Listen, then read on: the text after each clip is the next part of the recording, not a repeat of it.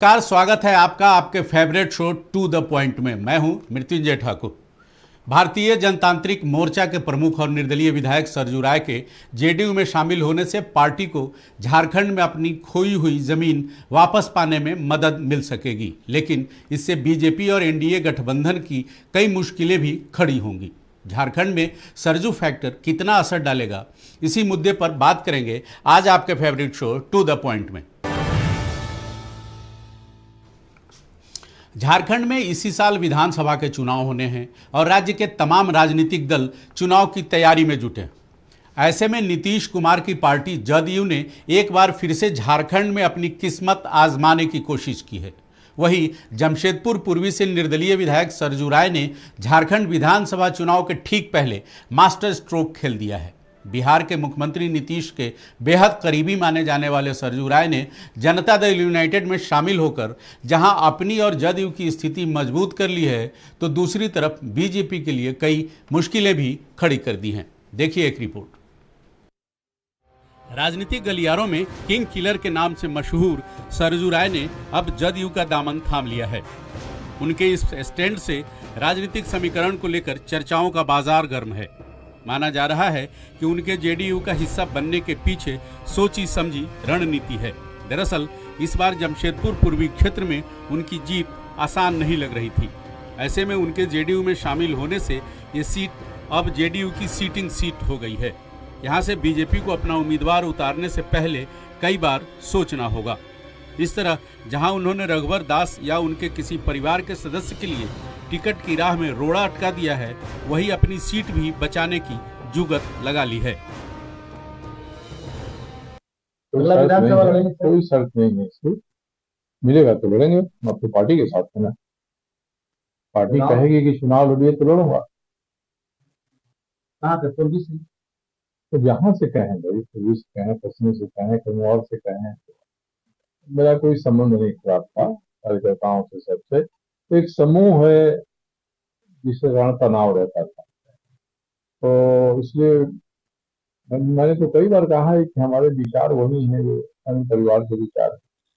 हमने भाजपा छोड़ दिया तो इस तरह से हमने अपने विचार छोड़ दिया, ऐसा तो नहीं है। पहले भी कहते थे, आज भी कायम है इस बात पर।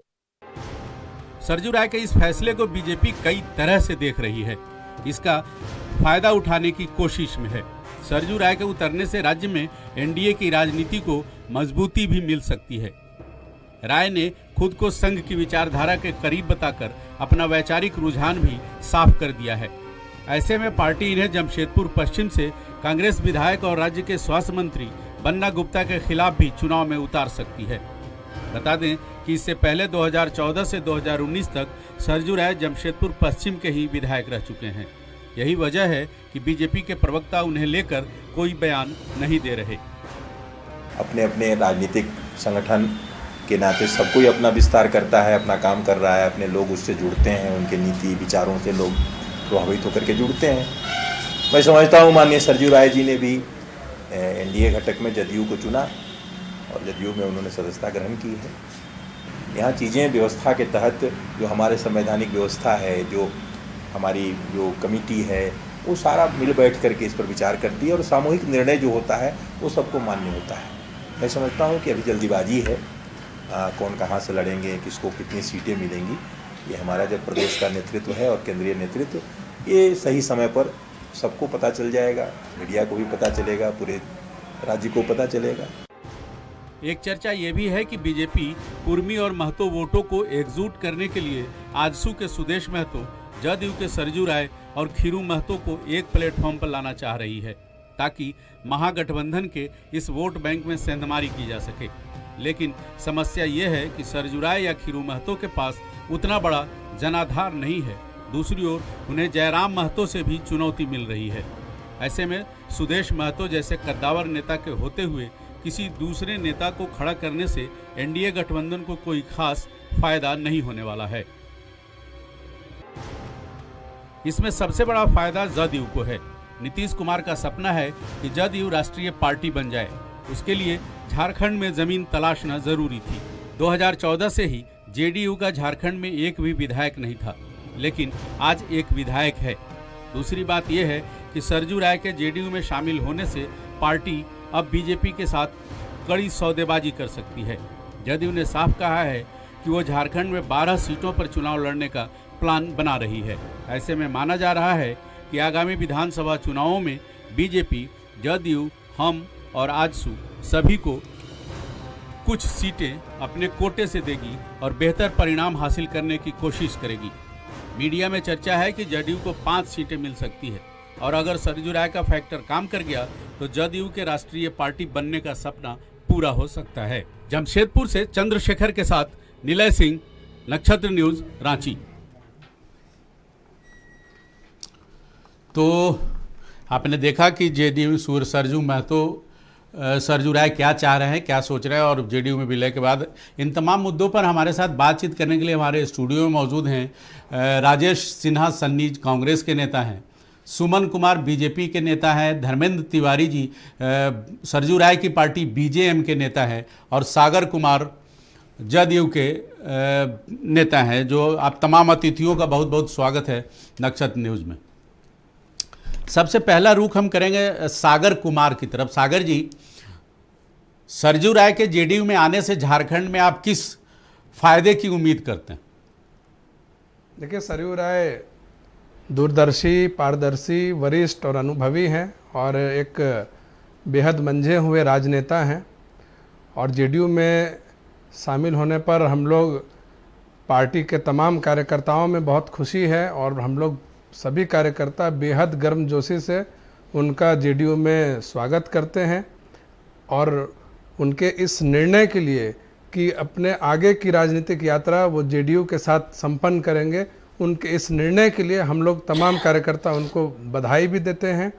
आज के बाद प्रदेश में वो जेडीयू के विधायक के तौर पे, जेडीयू के बड़े नेता के तौर पे आगे की अपनी राजनीतिक यात्रा को करेंगे, और मुझे लगता है कि जो उनमें संगठन करने की जो क्षमता है और इतने दिनों से संगठन का उनको जो अनुभव रहा है, जेडीयू को भी झारखंड में आगे संगठन विस्तार करने में उनका सहयोग मिलेगा, ऐसी हम लोग अपेक्षा करते हैं। और जैसा कि सर्वविदित है कि झारखंड में जेडीयू एनडीए के साथ तालमेल करके एनडीए का हिस्सा बन के चुनाव लड़ेगी, तो उन चुनावों में भी सरयू राय जी के अनुभव का पार्टी को लाभ मिलेगा और खीरू महतो और सरयू राय की जोड़ी से झारखंड में विधानसभा के चुनाव में जेडीयू का प्रदर्शन बेहतर होगा। रही बात कि सरयू राय जी के आने से क्या फ़ायदा जेडीयू को होगा, तो ये टीवी पर मैं बोलूँ इससे बेहतर होगा कि विधानसभा चुनाव के जो परिणाम आएंगे तो पूरे मीडिया और पूरे राज्य के लोगों को ये पता चलेगा कि श्री सरयू राय के आने से जेडीयू को क्या फ़ायदा हुआ। जी जी, बहुत बढ़िया। और खुद भारतीय जनतांत्रिक मोर्चा के नेता हमारे साथ हैं धर्मेंद्र तिवारी जी। धर्मेंद्र तिवारी जी, भारतीय जनतांत्रिक मोर्चा का अब क्या होगा, विलय होगा या वो क्या चाहते हैं उसके नेता? देखिए, भारतीय जनतंत्र मोर्चा जो है उसके संरक्षक हमारे माननीय सरजू राय जी थे। अभी वो जेडीयू में गए हैं, लेकिन अभी वो हमारे गार्जियन हैं और हम लोग उन्हीं के मार्गदर्शन पर बहुत कुछ सीखे हैं और पार्टी को आगे लेकर गए हैं। तो हम लोग जैसा कमेटी के लोगों का, पार्टी के लोगों का, जो हमारे लोग अधिकारी हैं, पदाधिकारी हैं और हमारे संरक्षक, अभी भी हम लोग मानते हैं उनको, ये हमारे संरक्षक हैं। उनसे मंत्रणा करने के बाद ही हम लोग डिसाइड करेंगे। राजेश सिन्हा सन्नी जी कांग्रेस पार्टी से हमारे साथ हैं। राजेश जी, एनडीए के एक मजबूत नेता के तौर पर सरजू राय जी को पेश किया जा रहा है भी। कांग्रेस या इंडिया गठबंधन को आने वाले विधानसभा चुनाव में उस एक चेहरे से क्या नुकसान है? देखिए, सरयू राय जी के जाने से जदयू में कांग्रेस और इंडिया गठबंधन को बहुत ज़्यादा कोई फर्क नहीं पड़ता। अगर ये फर्क पड़ता है किसी दल को तो ये भाजपा को फर्क पड़ता है, चूंकि वो 2019 के चुनाव में यहाँ के पूर्व मुख्यमंत्री और भाजपा के कद्दावर नेता माने जाते थे रघुवर दास जी, उनको वो हरा करके विधायक बने। तो कहीं ना कहीं ये तय करना एनडीए वालों की जिम्मेदारी है कि किस प्रकार वो सरयू राय जी के जाने के बाद जब बार्गेनिंग होगा तो जदयू को क्या स्थान देती है। चूंकि पहले आजसू पहले ही तैयारी कर चुका है, इनके गठबंधन में जो अब बवाल मचेगा आप देखिएगा, ये भाजपा वाले पिछले बार 65 पार का नारा दिए थे। मुझे लगता है कि जब जदयू, आजसू और अभी जेबी केस का भी मैं देख रहा हूं, तो निश्चित तौर पे इस बार भाजपा के लोगों का 25 पार का नारा रहेगा या 30 पार का नारा रहेगा, ये देखना पड़ेगा जी। इससे सीधे तौर पे अगर फर्क पड़ता है तो कहीं ना कहीं एनडीए गठबंधन को फर्क पड़ता है, इंडिया गठबंधन को कोई फर्क नहीं पड़ता। और हमारे जमशेदपुर में कद्दावर नेता है पहले से, माननीय मंत्री बन्ना गुप्ता जी भी है और डॉक्टर अजय कुमार जी है, प्रदीप बालमुचु जी है, लंबी लिस्ट है हमारे कांग्रेस पार्टी के नेताओं का। तो हम लोगों को कोई फर्क पड़ना नहीं है। फर्क पड़ेगा बीजेपी को। हमारे साथ सुमन कुमार जी हैं बीजेपी के। सुमन जी, क्या फर्क पड़ेगा? देखिए, सरजू राय जी को जदयू में जाने से बीजेपी के ऊपर फर्क क्या पड़ेगा? बीजेपी को तो फ़ायदा ही होगा कि एनडीए फोल्डर में वो आ गए हैं, और एनडीए फोल्डर में आने से बीजेपी को स्वाभाविक रूप से फ़ायदा ही फ़ायदा है। जी। धर्मेंद्र तिवारी जी, एक सवाल फिर आपसे होगा कि अगर इंडिपेंडेंट रहते आप भारतीय जनतंत्र मोर्चा, तो कई सीटों पर आप खुद डिसीजन ले सकते थे, आपके नेता सरजू राय ले सकते थे कितनी सीटों पे चुनाव लड़ेंगे, उनकी पार्टी कितनी सीटों पे लड़ेगी। अब तो जो जेडीयू को बीजेपी के कोटे से जो सीटें मिलेंगी उतना ही पर आपको सिमट के रहना पड़ेगा जी। तो आपके संगठन के लोगों में, नेताओं में नाराजगी, निराशा नहीं होगी? देखिए, सभी चाहते हैं राजनीति में चुनाव लड़ना, सबकी मानसिकता ही होती है कि हमें चुनाव लड़ना है, जीत हार तो बाद में होता है, लेकिन सभी जनता के कार्य में लगे होते हैं और उनको लगता है कि मैं जनता से जुड़ा हुआ हूं और मैं जीतूंगा ही, ये सोच करके सभी चुनाव में आते हैं। तो निराशा की बात नहीं है। जो भी हमारे साथ लोग हैं, नॉन पॉलिटिकल या पॉलिटिकल रहे हैं, तो माननीय सरजू राय जी के ही चलते वो पार्टी से जुड़े हैं, न कि बहुत बड़े सोच लेकर के वो जुड़े हैं। सोच लेकर यही जुड़े हैं कि हमें सीखना है और जनहित में कार्य करना है। चुनाव तो चूंकि पार्टी थी इसलिए लड़ना है, तो जो आदेश और निर्देश होगा पार्टी का वही सभी मानेंगे और निराशा की कोई बात नहीं। 2019 में सागर कुमार जी 2019 में 40 सीटों पे लड़ी थी जेडीयू जी झारखंड में, एक भी सीट आप नहीं जीत पाए। इस बार क्या तैयारी है आपकी? अब तो सरजू राय भी आपके साथ। देखिए, मैंने पहले भी बताया कि पार्टी झारखंड के जो विधानसभा चुनाव होने हैं, जो कि किसी भी क्षण विधानसभा चुनाव की घोषणा प्रदेश में हो सकती है और बहुत जल्द चुनाव में जाना है। और झारखंड में हमारे नेता ने हमें यह स्पष्ट कर दिया है सभी कार्यकर्ताओं को और प्रदेश यूनिट को कि यहाँ पर हम चुनाव एनडीए के तहत, एनडीए के साथ गठबंधन करके चुनाव हम लड़ेंगे। एक बात। दूसरी बात कि अभी आप हमारे सिन्हा जी बोल रहे थे कि जेडीयू को कितनी सीटें झारखंड में मिलेगी, इस पर बहुत कुछ निर्भर करेगा। देखिए, हम लोग, मुझे लगता है कि अगर जहाँ तक मेरी जानकारी है, अगर मैं गलत हूँ तो आप मुझे सही करिएगा, आजसू से पुराना गठबंधन जेडीयू का भारतीय जनता पार्टी के साथ रहा है और न केवल प्रदेश में बल्कि राष्ट्रीय स्तर पर हमारा गठबंधन रहा है। अभी वर्तमान में हम देश में सरकार चला रहे हैं, केंद्रीय मंत्रिमंडल में जेडीयू का हिस्सा है, बिहार में हम साथ में सरकार चला रहे हैं। और देखिए, हमारा दावा 4 सीट 5 सीट की बात नहीं है, हमारा दावा स्वाभाविक इसलिए भी है एनडीए के अंदर क्योंकि हम अभी जीतन राम मांझी जी आए थे, उनका कहना था कि हम भी जो है एनडीए के साथ चुनाव लड़ेंगे, और भी लोक जनशक्ति पार्टी भी है और भी पार्टी है। जीतन राम मांझी जी भी अभी आए तो उन्होंने भी कहा कि हम एनडीए के साथ लड़ेंगे। देखिए, एनडीए के किसी पार्टनर की क्या इच्छा है और आगे क्या निर्णय एनडीए के इंटरनल अंदर होता है, उस पर हमको कोई टीका टिप्पणी नहीं करनी है। जेडीयू का दावा इसलिए भी स्वाभाविक है क्योंकि हम झारखंड में भी शुरू से तालमेल में रहे हैं। 2005 में भी हम लोग तालमेल में चुनाव लड़े हैं भारतीय जनता पार्टी के साथ, 2009 में भी हम लोग तालमेल में लड़े हैं, 2014 में ही तालमेल हम लोगों का नहीं हो सका था और 19 में नहीं हो सका था, इसलिए जो है हमारा उस समय तालमेल नहीं हो पाया। जो बातें और जिस समय हम लोग तालमेल करके चुनाव लड़े, पूरा प्रदेश जानता है कि एनडीए की स्थिति और स्वास्थ्य कितना बेहतर रहा। हम भी चुनाव में, मेरे भी 8-8 मंत्री यहाँ हुआ करते थे, हम भी चुनाव में बेहतर प्रदर्शन किए, भारतीय जनता पार्टी का भी बेहतर प्रदर्शन हुआ, एनडीए का भी बेहतर प्रदर्शन हुआ।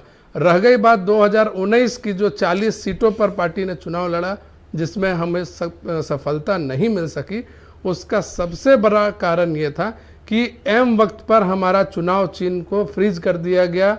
चुनाव आयोग में झारखंड मुक्ति मोर्चा का, चूंकि जनता दल यूनाइटेड ने बिहार में उनके तीर धनुष को चुनाव आयोग से फ्रीज कराया था, बदले की भावना से कार्रवाई करते हुए झारखंड मुक्ति मोर्चा ने झारखंड में पार्टी का चुनाव चिन्ह जब्त कराने का काम किया।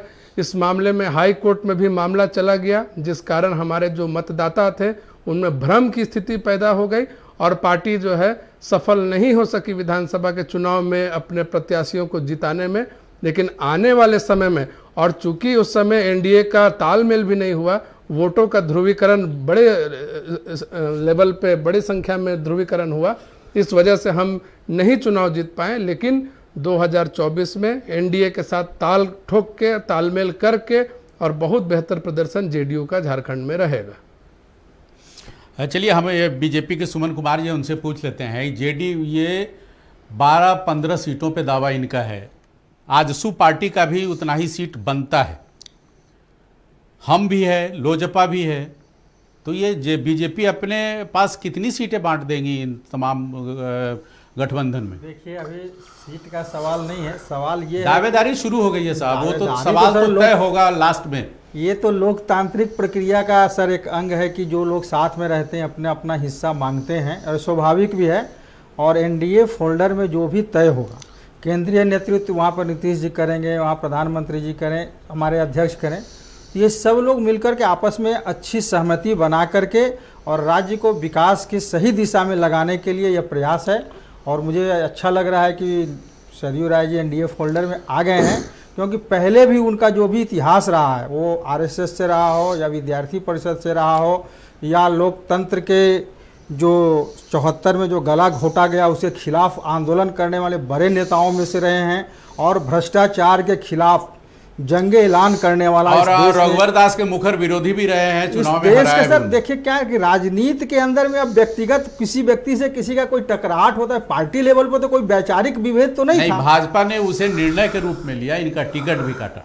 भाजपा ने टिकट काटा नहीं, वे स्वयं चले गए, अलग बात है, मगर उस समय की प्रक्रिया और परिस्थिति अलग होती है। वर्तमान परिस्थिति पे हम अभी चर्चा कर रहे हैं, इसलिए सरयू राय के जाने से एनडीए फोल्डर ही मजबूत हुआ है। और बाकी जो आज कड़ाके से सरयू राय बोल सकते हैं इस भ्रष्टाचारी सरकार के खिलाफ, अब बोल सकते हैं, क्योंकि उनका ये झारखंड के अंदर में जब उन्होंने काम किया तो एक एक भ्रष्टाचार के मुद्दों को उठाया। बिल्कुल, वो भ्रष्टाचारियों की जो सरकार है उसको तो पार्टी में रहते हुए भी, अपनी सरकार में रहते हुए भी अपने सरकार के खिलाफ बोलते रहे हैं। राजेश सिन्हा सन्नी जी ये किंग किलर माने जाते हैं। बीजेपी से इनकी अनबन रही है, बीजेपी से इनकी अनबन रही है, और अब हेमंत सरकार के खिलाफ ये कह रहे हैं कि अब वो मुखर होकर बात करेंगे।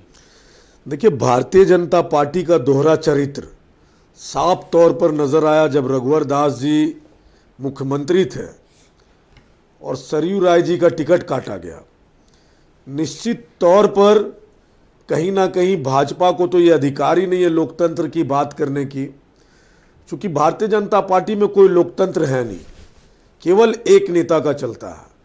रघुवर दास जी के समय में लगातार सरयू राय जी जो सरकार में हो रहे थे घोटाले, टेंडर घोटाला हो, कोयला घोटाला हो, आपको याद होगा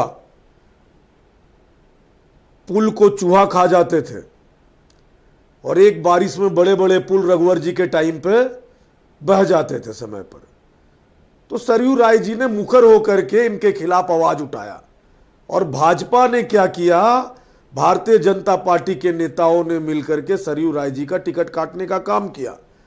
अगर सरयू राय जी को थोड़ा भी दिल लगता भारतीय जनता पार्टी से, तो सरयू राय जी निश्चित तौर पे भाजपा में वापस आते। लेकिन सरयू राय जी को भी मालूम है, चूंकि वो वरिष्ठ नेता भी है, उनको ये पता है कि वो भाजपा में पहले से थे और भाजपा की स्थिति परिस्थिति क्या है आज के समय में। एक नेता का चलना है, कोई सुनने वाला नहीं है भाजपा में। ये तो इनको पता चलेगा जब चुनाव अनाउंस हो जाएगा, तब आप देखिएगा किस प्रकार सीटों को लेकर के इन लोगों में रस्साकसी होगी। और भ्रष्टाचार सरकार बोल रहे थे हमारी, हाथिया उड़ाया करते थे इनके सरकार में, 6-6 हजार 7-7 हजार में हैदराबाद और बेंगलोर भेजने का काम करते थे यहाँ के नौजवानों को, बुला जाते हैं अपना समय कोई ये लोग। तो सरयू राय जी गए हैं जदयू में। देखिए जदयू का 2014 से लेकर 19 तक झारखंड में कोई जनाधार नहीं रहा। निश्चित तौर पे बिहार में सरकार है इनकी, और नीतीश कुमार हमारे साथ भी गठबंधन में थे। जिस समय हमारे साथ गठबंधन में थे नीतीश कुमार जी, उस समय नीतीश कुमार जी ने, आपको याद होगा, नरेंद्र मोदी जी प्रधानमंत्री जी जब बिहार गए तो उन्होंने बोला ये ले लो, ये ले लो, ये ले लो, कितना चाहिए, 50,000 करोड़ ले लो, 60,000 करोड़ ले लो, 1 लाख करोड़ दिया बिहार को, 1.25 लाख करोड़ दिया बिहार को। तो सीधे तौर पे बिहार की जनता को दिग्भ्रमित करने का काम देश के प्रधानमंत्री ने किया। ये नीतीश कुमार जी ने भी देखा। नीतीश कुमार जी ने पूरे बिहार से लोगों का डीएनए टेस्ट के मामले को लेकर के, जब प्रधानमंत्री जी ने डीएनए पे आवाज उठाया था, डीएनए पे एक आरोप लगाया था बिहार के लोगों को, तो नीतीश कुमार जी ने, आपको याद होगा मृत्युंजय जी, आपके चैनल के माध्यम से जनता भी देख रही है, नाखून काट करके भेजने का काम को किया था, नाखून और बाल काट करके देश के प्रधानमंत्री जी को। आज नीतीश कुमार जी उन्हीं के साथ गलबैया मिला रहे हैं। तो ठीक है, सबकी अपनी अपनी विचारधारा है, आज कहीं और कल कहीं और, सागर ये चलता रहता है। लेकिन भाजपा के नेता ने जो बोला भ्रष्टाचार पे, वो अपने गिरेबान पे झांक ले। पहले सबसे लंबे समय तक झारखंड में 24 वर्षों में 17-18 वर्षों तक भाजपा की सरकार रही, 17 वर्षों तक क्या किया इन लोगों ने? लगातार राज्य की जनता को ठगने और छलने का काम किया। अगर ये लोग विकास करते मृत्युंजय जी, तो हमारा 50+ सीट हम जीत करके नहीं आते। हम इसलिए 50+ जीत करके आए 50 सीट झारखंड में, क्योंकि इन लोगों ने लगातार, इनकी अहंकारी सरकार थी, घमंड में चूर थे ये भाजपा के नेता लोग। सागर कुमार जी, सीधा सवाल आप पर, आपके नेता पर, आपकी पार्टी पर है। सागर कुमार जी, सीधा ये आपकी पार्टी, आपके नेता पर यह सवाल है कि आप उसी के साथ गलबहियां लगा लिए जिसने आपको चैलेंज किया, आपको बेआबरू करने की कोशिश की एक समय में। देखिए, मैं अपने बड़े भाई राजेश जी के दुख को, उनकी पीड़ा को समझता हूँ, और पूरा देश, पूरा प्रदेश इस बात को जानता है कि अगर देश में सबसे पुरानी मित्रता भारतीय जनता पार्टी की किसी के साथ रही है तो वो जनता दल यूनाइटेड के साथ रही है। जितने भी एलआई पार्टनर्स हैं एनडीए में, उसमें जेडीयू सबसे पुराना है। तो हम तो कोई नया गठबंधन तो हमने किया नहीं है, हम तो पहले भी साथ में सरकार चलाते आए हैं और फिर साथ में सरकार चला रहे हैं। हमने अपने पुराने मित्र से मित्रता को बरकरार रखा। कई बार ऐसा होता है, आपके भी मित्र होंगे, किसी वैचारिक मतभेद को लेकर के हम लोग बीच में अलग हो गए थे, फिर अब हम लोग एक साथ हैं। और रह गई बात कांग्रेस पार्टी की या महागठबंधन के लोगों का, तो हम लोगों ने तो एक प्रयास किया। हम लोगों ने, हमारे नेता ने INDIA ब्लॉक का निर्माण किया और सभी को एकजुट करने का प्रयास किया, देश को एक दिशा देने की प्रयास किया। लेकिन सत्ता के लालच में, सत्ता के लोलुपता में कांग्रेस पार्टी ने उनको स्वीकार नहीं किया और आज कांग्रेस पार्टी विपक्ष में बैठी हुई है। इसलिए इनकी पीड़ा को, इनके दुख को हम समझ सकते हैं। और मैंने पहले भी कहा कि नीतीश कुमार एक ऐसे नेता हैं जो क्राइम, करप्शन आदि चीज़ों से कभी समझौता नहीं करते हैं। ये भाई हमारे वहाँ प्रभारी भी हैं यूथ कांग्रेस के, इनको मालूम भी होगा कि किस तरीके से वहाँ सुशासन की बहार बह रही है। और लगातार जो हम लोगों ने वहाँ पर विकास का काम किया है, उसको लेकर के वहाँ की जनता की भी यही इच्छा थी कि डबल इंजन की सरकार, देश में भी एनडीए की सरकार और बिहार में भी एनडीए की सरकार काम करे, और वहाँ जनता के अनुरूप हम लोगों ने निर्णय लिया है। चलिए बहुत बढ़िया। हमारी चर्चा जारी है सरजू राय के जेडीयू में शामिल होने के बाद झारखंड की राजनीति पर उसका क्या असर पड़ेगा। हम अब इस बार रुक करते हैं धर्मेंद्र तिवारी जी, जो भारतीय जनतांत्रिक मोर्चा के, जनतंत्र मोर्चा के अध्यक्ष है, जो सरजू राय की पार्टी अभी तक है। धर्मेंद्र तिवारी जी उसके नेता है। धर्मेंद्र जी, एक बात कही जा रही है राजनीतिक गलियारों में कि सरजू राय ने जनता दल यूनाइटेड ज्वाइन कर अपनी एक सीट पक्की कर ली है, अब वहाँ बीजेपी उम्मीदवार नहीं देगी। बाकी उनको उनकी पार्टी का अब क्या होगा, क्या इसमें कितनी सच्चाई है? देखिए सच्चाई तो है ही, वहाँ के लोग चाहते हैं। 13 दिनों में वो गए उस विधानसभा क्षेत्र में, जनता ने चाहा, जनता ने जिताया उन्हें और उन्हें अपने क्षेत्र में कार्य भी किया। 86 बस्ती का जो समस्या था उसका समाधान किया और जो एक समाधान जनता चाहती अपने जनप्रतिनिधि से, विधायक से, उन्होंने कार्य किया और उन्होंने अपने क्षेत्र के साथ साथ जो विकास होना चाहिए था सही विकास किया। कहीं ना कहीं जो भी कमियां रही हैं जनता की, उसको चाहे वो अलग अलग तरीके से आप जोड़ें, महिला हो, मजदूर हो, किसान हो, युवा हो, सबके लिए उन्होंने कार्य किया और साथ साथ राज्य के लिए भी उन्होंने कार्य किया। तो जनता ने उनको जिताया और जिताने के पश्चात अभी पुनः उनको आना था। जेडीयू के संग गए हैं।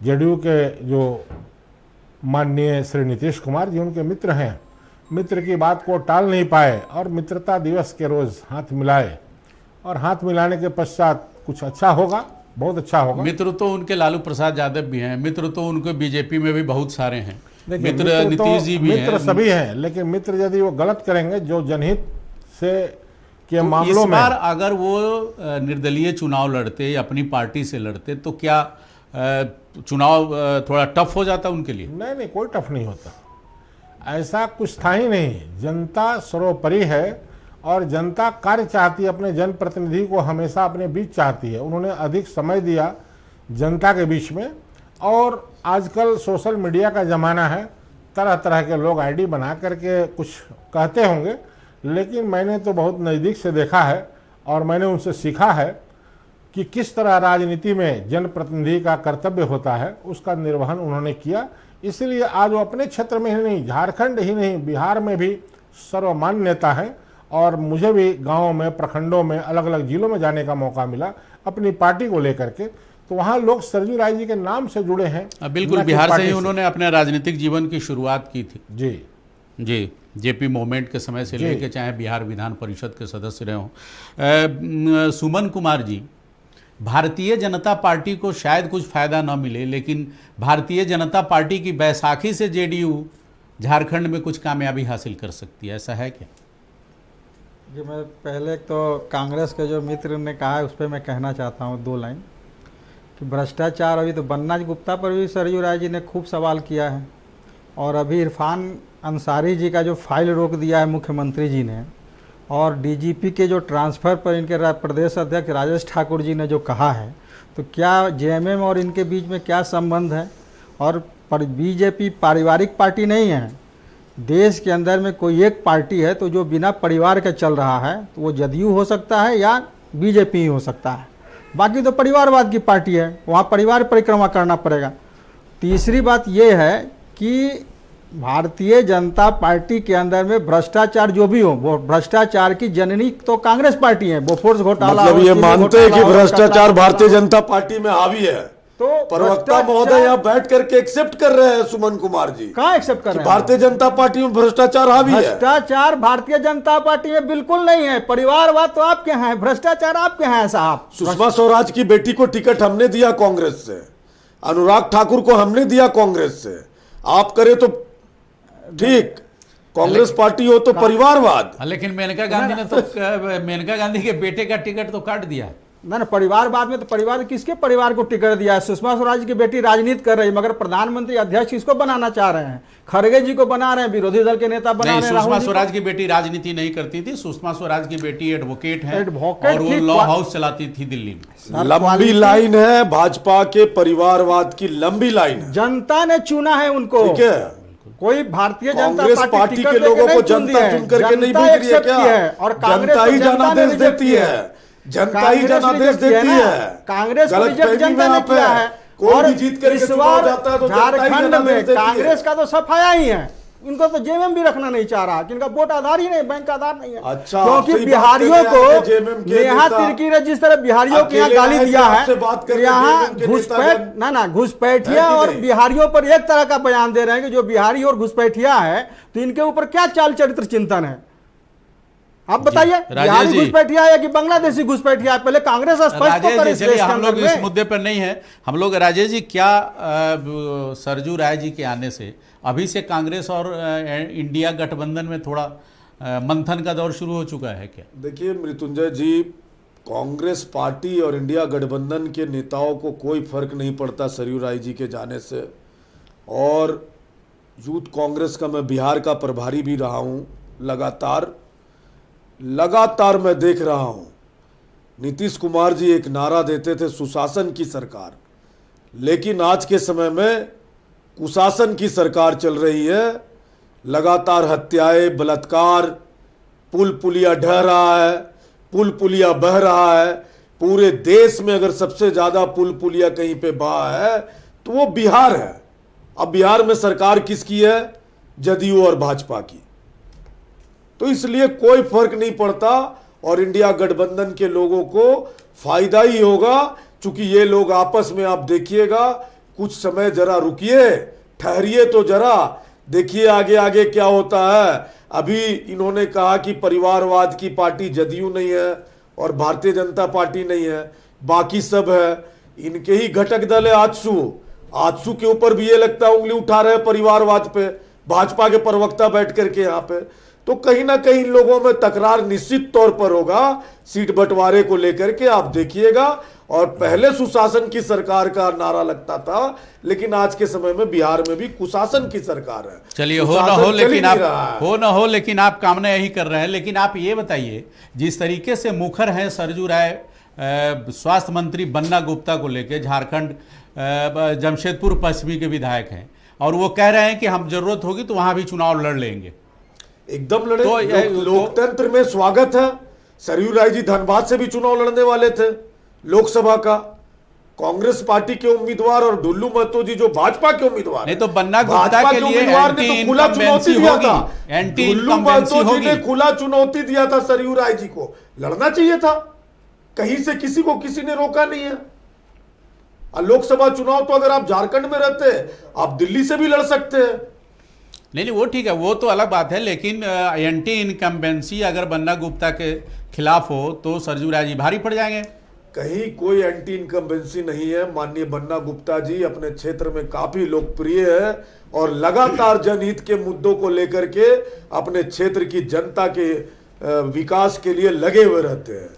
कोई भी छोटा छोटा मुद्दा हो, बन्ना गुप्ता जी का दरवाजा घर का सदैव खुला रहता है। और आप देखिएगा, पिछली बार भी चर्चाएं काफी हो रही थी। सागर कुमार जी जीत करके आए, आने वाले समय में भी बन्ना गुप्ता जी जीत करके आए। जी, सागर कुमार जी,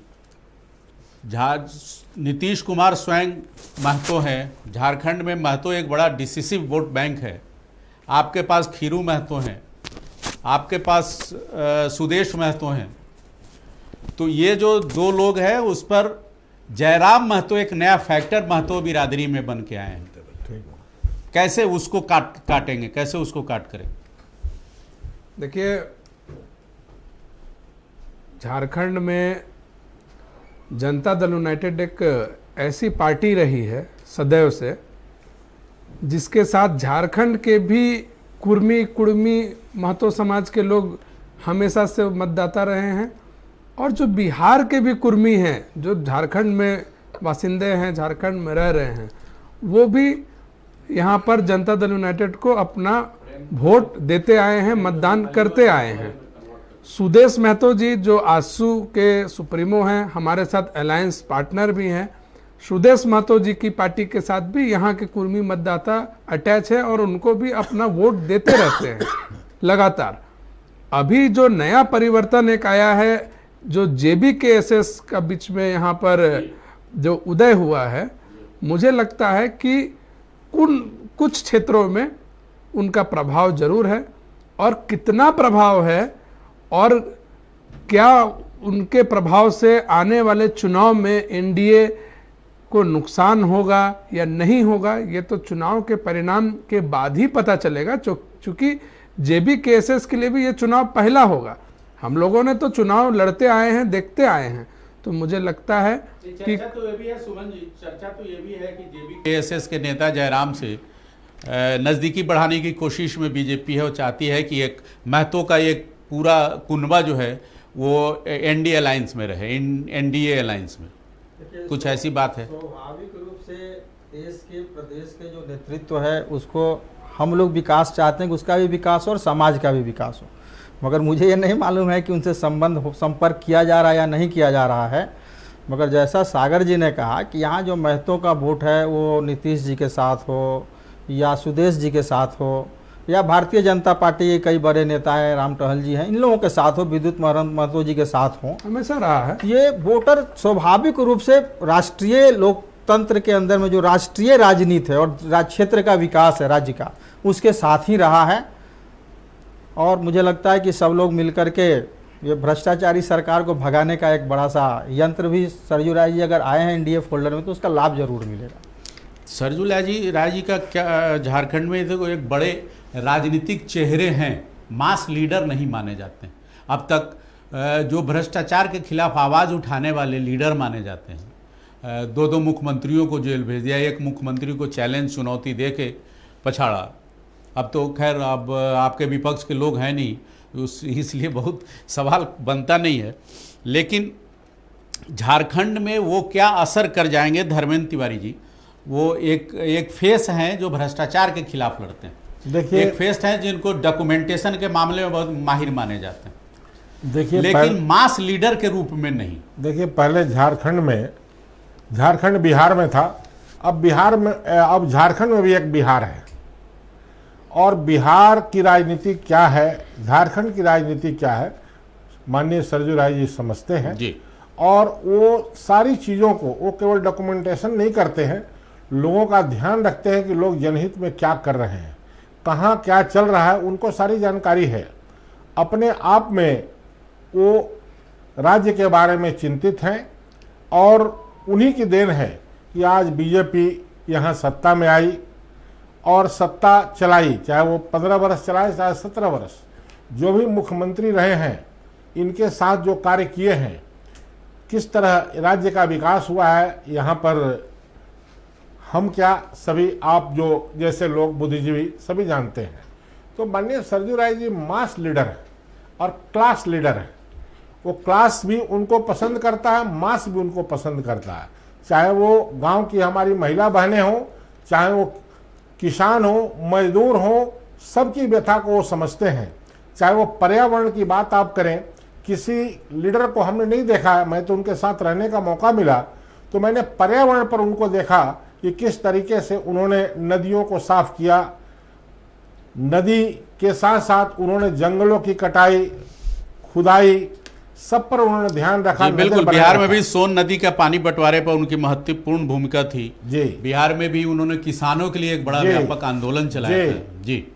तो आज उन्हीं की देन है कि अलग अलग परियोजनाओं से किसानों को जल मिला और आज उन्हीं जो विभाग में वो मंत्री थे उन्हीं के डायरेक्शन पर आज 5 किलो अनाज केंद्र सरकार जो दे रही है, उन्हीं का बनाया हुआ वो मॉडल है।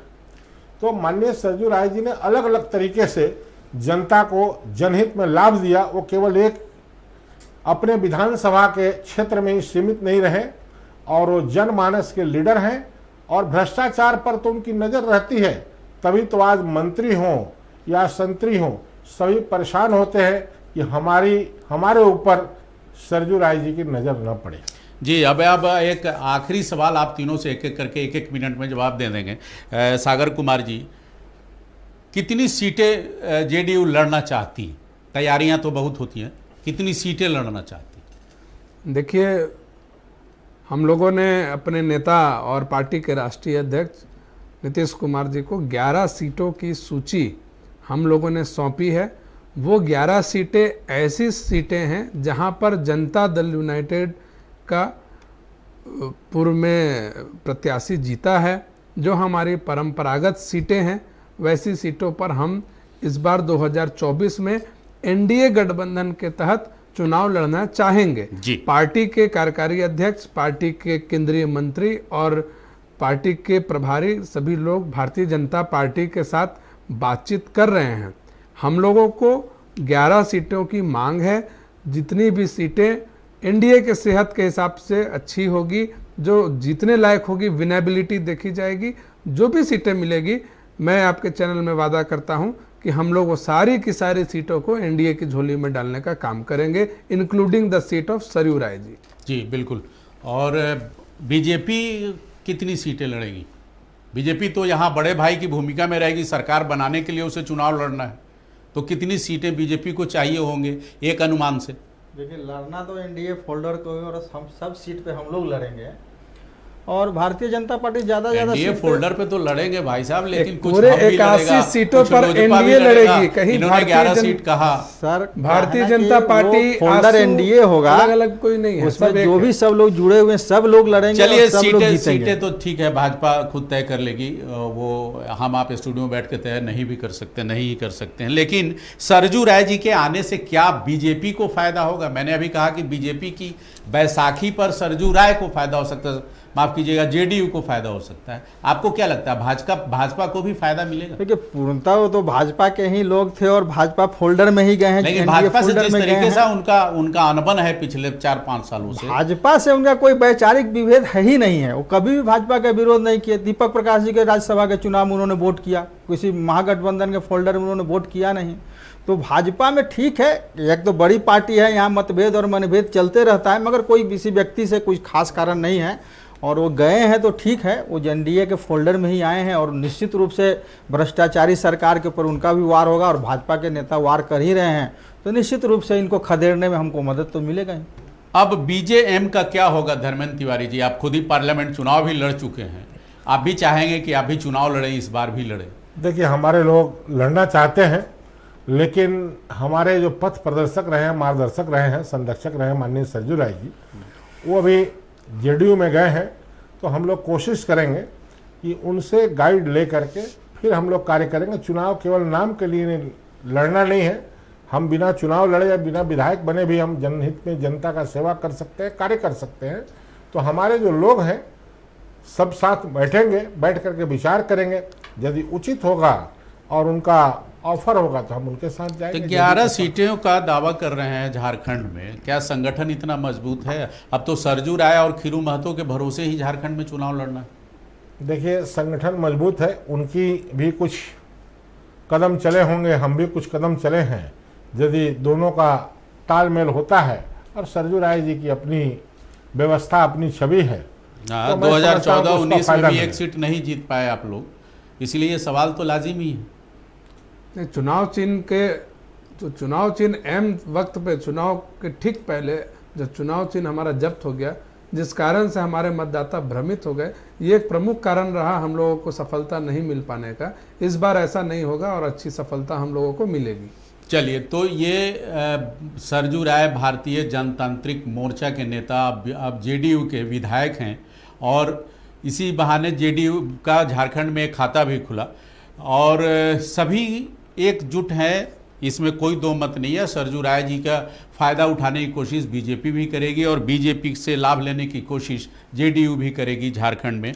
और मुश्किलें, राजनीति है तो बढ़ती हैं, घटती रहती हैं। चलिए, फिलहाल आप सभी को धन्यवाद हमारे साथ जुड़ने के लिए और टू द पॉइंट में आज बस इतना ही, लेकिन खबरों के लिए बने रहिए नक्षत्र न्यूज़ के साथ। धन्यवाद।